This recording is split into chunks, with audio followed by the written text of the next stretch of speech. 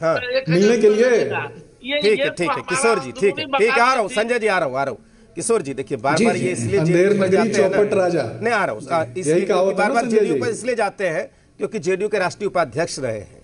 अब अगर संजय जायसवाल जो कह रहे हैं तो कितना गंभीर आरोप है ये। अगर वाकई आईपैक ने 60 करोड़ से ज्यादा रुपए दिए हैं बिहार चुनाव में, तो ये तुम उल्टी गंगा बह रही है ना कि एक कंसल्टेंसी किसी पॉलिटिकल पार्टी को पैसा दे रही है।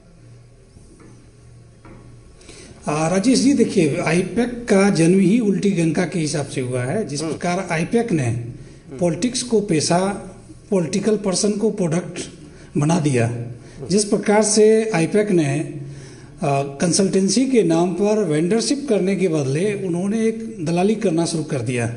जिस प्रकार से आईपैक के ऊपर अलग अलग राज्यों में जांच हुआ, चाहे त्रिपुरा में जांच हुआ, बंगाल में जांच हुआ, गोवा में जांच हुआ। अगर आप देखेंगे इस हालिया ईडी रेड को अगर आप छोड़ भी दें तो 2021 के चुनाव हमारे संजय ठाकुर जी कह रहे थे कि आईपैक से प्रशांत किशोर जी ने 2021 में नाता तोड़ लिया।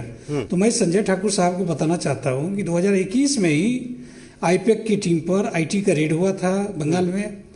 2021 में ही आईपैक को त्रिपुरा में डिटेन किया गया था। क्या प्रशांत किशोर जी उन सारी घटनाओं के लिए खुद को जवाबदेह मानते हैं या ये बताते हैं कि मेरा उससे कोई नाता नहीं है? तो ये प्रशांत किशोर, या यूं कहें तो प्रशांत किशोर की पुरानी आदत रही है कि जब कोई एजेंसी कॉन्स्पिरेंसी में आती है तो उससे ये अपना नाता तोड़ लेते हैं, लीगल एंटिटीज़ को से बाहर आ जाते हैं और बाद में ये कहते हैं कि भाई हमारा उससे कोई लेना देना नहीं है।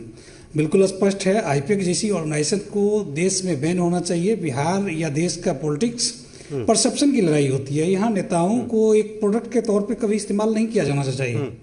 नेता की विचारधारा पे वोट पड़ता है, नेता के ट्रैक रिकॉर्ड पे वोट डाला जाता है, नेता के फ्यूचर प्रोस्पेक्ट पे वोट डाला जाता है। जबकि प्रशांत किशोर जैसे व्यक्ति ने नेताओं को प्रोडक्ट बना के वोटर्स को किशोर जी, जैसे अभी सुमित जी बोल रहे थे, क्योंकि आप दोनों ने उसकी सेवाएं ली है उनकी, तो आप भी मानते हैं कि वो देश विरोधी है जैसा सुमित शशांक मानते हैं?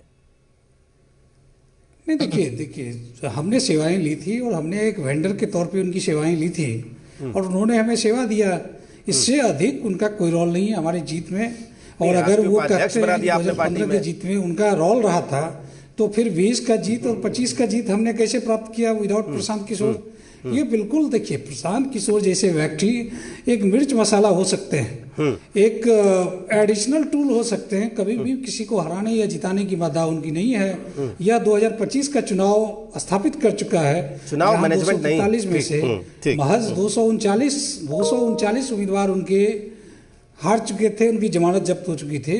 वो किसी को हराने या जिताने की क्षमता नहीं रखते हैं।